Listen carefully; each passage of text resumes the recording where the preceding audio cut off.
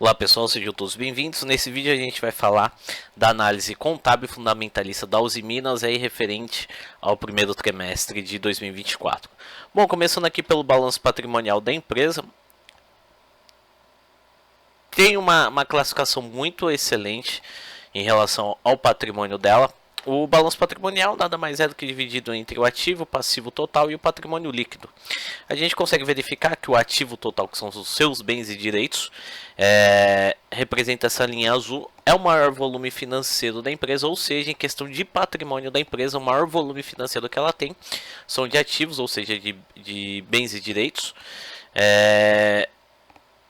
O segundo maior volume financeiro de patrimônio é o patrimônio líquido da empresa, ou seja, o capital que foi investido pelos sócios e acionistas, ou seja, a empresa está sendo mais financiada com capital próprio do que com capital de terceiros, que é o passivo total, que é essa linha laranja aqui. Ou seja, a empresa está sendo mais financiada com capital próprio do que com recursos de terceiros. Isso daqui é um aspecto muito positivo da empresa. Ela tem um volume de ativo muito alto, está sendo bem financiada com recursos próprios e o menor volume em relação a patrimônio são suas dívidas. Bom, vamos analisar aqui um pouquinho do ativo circulante da empresa. O maior volume financeiro de ativo circulante. O ativo circulante são os bens e direitos que a empresa tem como aspecto em gerar caixa nos próximos 12 meses, ou seja, na contabilidade os próximos 12, na contabilidade o período circulante, o curto prazo, ele representa os próximos 12 meses, ou seja, isso aqui é uma promessa de geração de caixa dentro dos próximos 12 meses, com exceção do caixa, que é o dinheiro que ela já tem disponível para a utilização das suas operações. Mas hoje o maior volume financeiro que a empresa tem são os estoques, ou seja, aí a tendência é que a empresa venda esses estoques aí nos próximos 12 meses, ou até um pouco mais, para poder gerar caixa e assim ela rodar as suas operações. Bom, vamos falar um pouquinho da composição do passivo. O maior volume que a empresa tem de passivos, ou seja, de obrigações com terceiros, está localizado no não circulante, ou seja, o longo prazo, que é o que a empresa tem que pagar acima de 12 meses. Na contabilidade, acima de 12 meses já é representado como não circulante. Então, o maior volume financeiro que a empresa tem de dívida está alocado a curto prazo em relação para fazer uma análise de fluxo de caixa. Isso é muito positivo, porque assim a empresa tem tempo suficiente para poder gerar caixa e pagar as suas dívidas. Bom, analisando aqui a composição dos empréstimos, que é uma conta muito importante, que é um recurso que a empresa capta no mercado para poder investir nas suas operações, só que é um recurso que tem custos, né? Então é bem interessante analisar, verificar qual o volume financeiro que a empresa tem de empréstimos e como é a sua composição.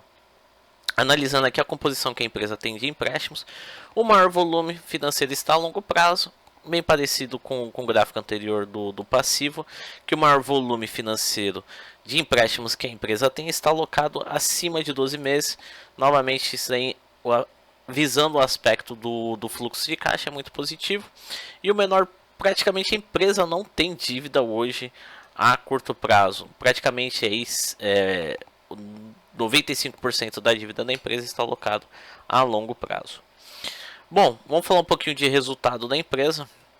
Ela tinha um volume aqui de vendas considerável, mantinha aqui uma média. Teve um aumento considerável de vendas aqui em 2022. Aqui eu estou analisando números, não estou analisando a explicação do porquê está ocorrendo isso. Então, para quem tem interesse, dá uma olhadinha aí no segundo semestre, no segundo trimestre aí, do site do RI da empresa de relacionamento com investidores, verificar o porquê desse aumento aqui. E tá tendo uma tendência nos últimos resultados aí, tá tendo uma baixa aí, uma tendência de baixa no volume de vendas da empresa. Bom, aqui a gente tem um resultado bruto, que é a primeira apuração de lucro da empresa, vinha mantendo uma média. Teve essa alta de vendas aqui que impactou o resultado bruto e vem numa tendência de baixa fortíssima. Bom, aqui a gente tem um resultado operacional da empresa, que a gente consegue verificar a empresa como um todo, ainda sem um impacto das receitas e despesas financeiras e o imposto, que é o IRPJ e contribuição social. Verificar a empresa como um todo, sem ainda a inserção de terceiros, verificar se a empresa é lucrativa ou não.